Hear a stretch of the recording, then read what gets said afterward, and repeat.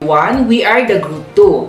In this video, we will going to tackle and present to you our topic, the type of test and mode of assessment. Good day everyone. Let me introduce myself first. My name is Mercy Jane Santos and now I will discuss about the standardized text and non-standardized text. So if we say standardized text, it's talking about the text that is administered and scored in a consistent or standard. And the common example of standardized text is just example the ACT and SAT exam to develop our critical thinking. And the purpose of standardized text allow us for comparison to be made among school in regards to student achievements. And the non-standardized text is a systematic procedure. The non-standardized text, a systematic procedure for determine the amount of student has learned through instructions and allow for an assessment of an individual abilities or performance, but doesn't allow for a comparison. And the example of non-standard text is the essay and oral presentation. And if you ask me what is the differences of standardized text and non-standardized text, the standardized text is maybe both formative and summative because the result of the test will be helpful for many purposes on different level. And the non-standardized texts are usually instructional ones as they include lesson planning and promote the development of monitoring and adjusting. Hi everyone, good afternoon. My name is Jorana D. Sauti, and this afternoon I'm going to tackle the two types of assessment, which is objective test and subjective test. So objective test is aimed to assess a specific part of the learner's knowledge using questions which have a single correct answer. And the most common form of objective test are multiple choice. Each multiple choice test item present a STEM, which could be a question or an incomplete statement. So, here are the example of objective test. First, multiple choice. Multiple choice consists of a problem known as the STEM and a list of suggested solutions known as alternative. Second, true or false. True or false, also referred to as alternative response questions, are used to assist a student ability to determine whether a statement is correct. Third is a matching test. Matching test require the student to match a series of stems or premises to a response or principle. They consist of a set of directions, a column of statement, and a column of response. Last is assertion reason. Assertion reasons combines elements of multiple choice and true or false questions type and allow you to test more complicated issues and require a higher level of learning rather.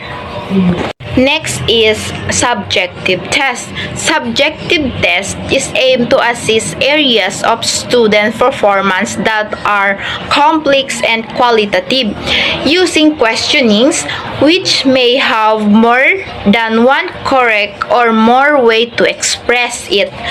So here are the example of subjective test. First is an essay.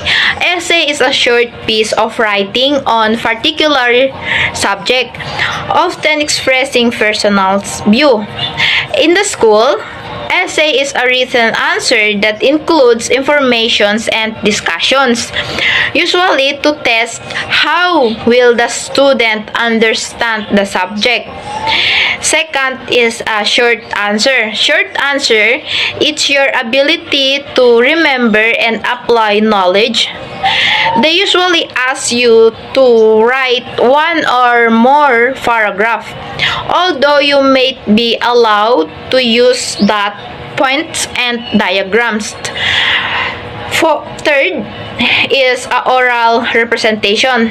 Oral representation, also known as a public speaking or an individual group.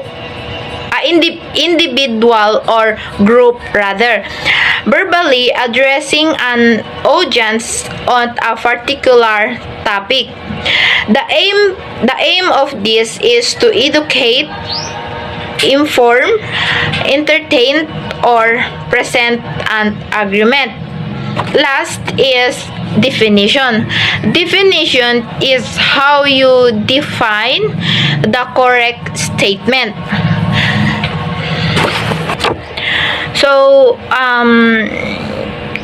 objective tests are useful for measuring knowledge of fact and can be administered and graded swiftly. Well, while the subjective tests provide a broader view of a student's learning ability and can help to build critical thinking and writing skills. Hello everyone, my name is Darizal Faye Armajales and I am from BEd 2B. So now I will be discussing the supply test and the fixed response test. And we will define also what are the difference between of them. First is we have the supply test. So supply type items require student to produce the answer in anywhere from a single word to a several page responses. The supply type tests are divided into three categories such as short answer, restricted response essay, and extended response essay. First is the short answer. It requires the examinee to supply the appropriate words, numbers, or symbols to answer a question of complete statement or the specific answer. And this is the example of the short answer. Next is the restricted response essay.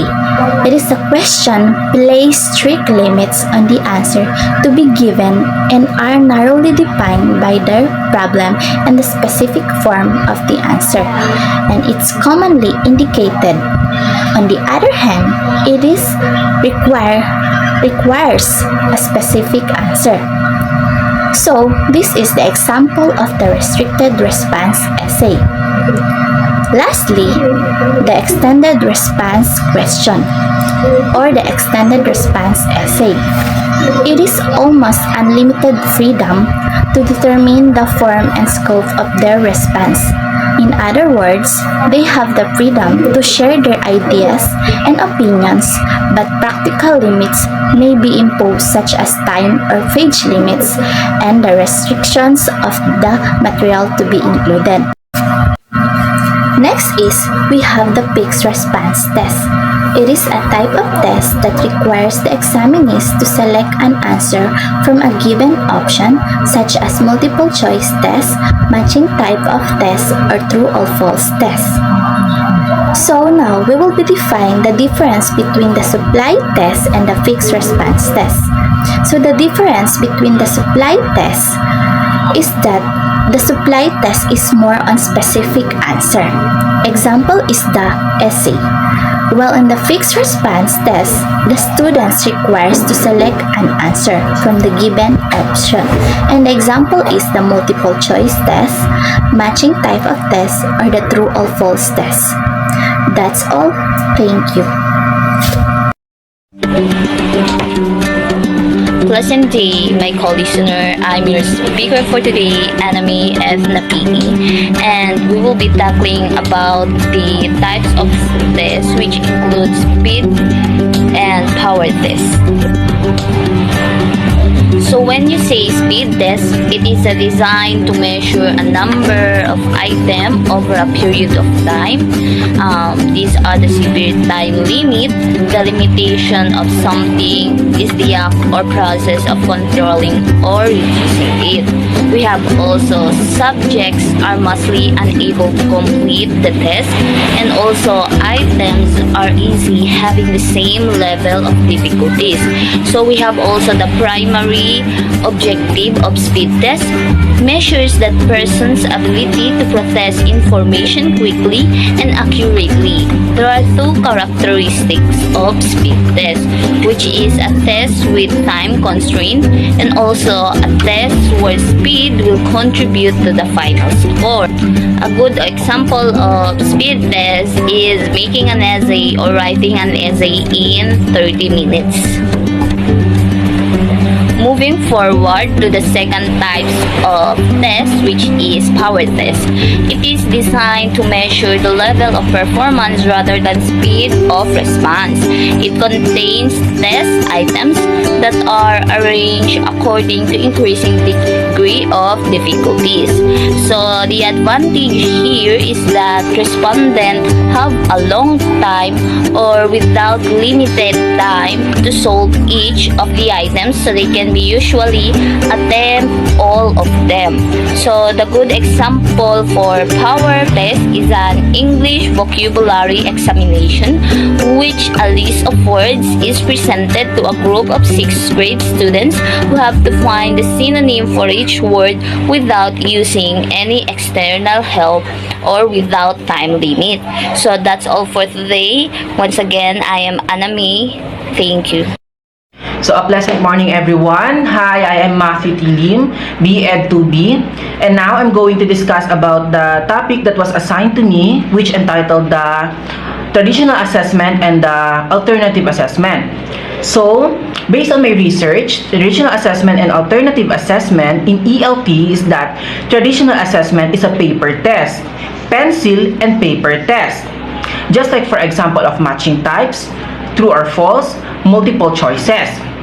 These assessments are the easy to grade as a teacher. This will test how far the knowledge and memorization data of the learners or the students about the information that they had studied. This was done by the teacher. And next, what is the purpose of traditional assessment in education?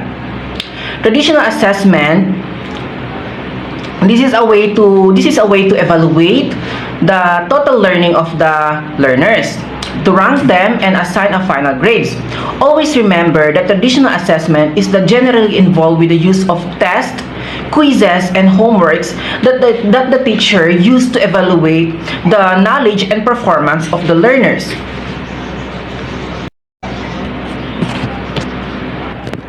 And next one is the alternative learning assessment or the alternative assessment, which also is referred to a classroom-based qualitative, informal, or performance assessment. This is a way to gauge the students' learning other than testing.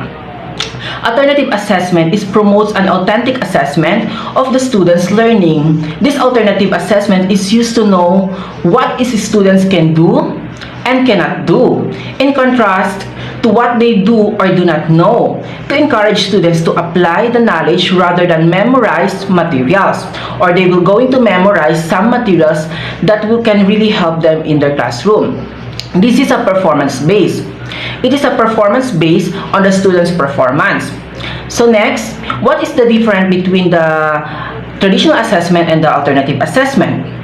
Always remember that traditional assessment takes form with the pencil and paper test to evaluate the total learning of the learners or the students. This was done by the teacher.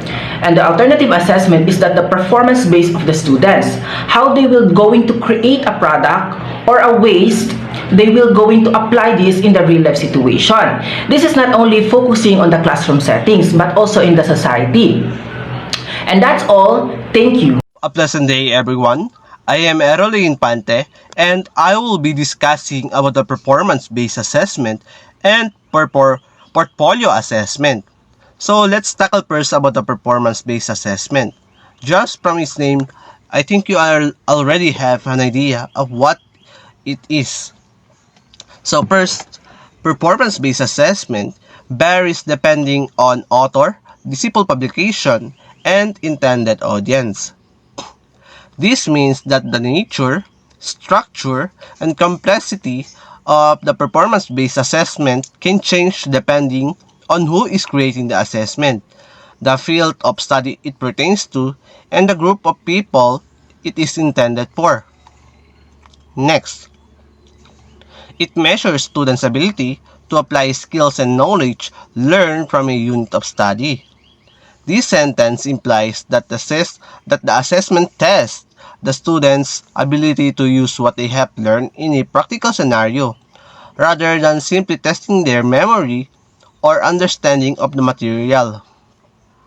Next, it challenges the students to use higher order thinking skills. This means that the assessment is designed to push students to use complex cognitive skills like analysis, evaluation, and synthesis, rather than just recall facts or comprehend concepts. Next, tasks can range from simple constructed responses to a complex design proposals. This phrase indicates that the task or the question in the assessment can be as simple as short answered questions or as complex as creating comprehensive proposals or designs. Next, genuine assessment requires students to complete or perform real-world tasks.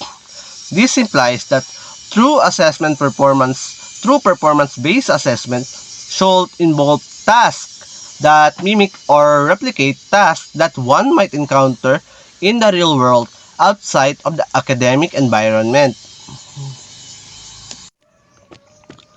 So now let's talk about the portfolio assessment. So portfolio assessment is a systematic longitudinal collection of student work created in response to specific instructional objectives. So portfolio assessment involves the purposeful collection of students' work over time, aligned with specific instructional goals. Next, portfolio assessment are evaluated in relation to specific criteria. The collected student work in portfolio assessment is evaluated based on a predetermined criteria. Next, portfolio assessment involves the inclusion of students' participation in selecting contents, criteria for selection, and criteria for judging merit. In portfolio assessment, students have a say in choosing the work to include, the criteria for selecting it, and the criteria for assessing its quality.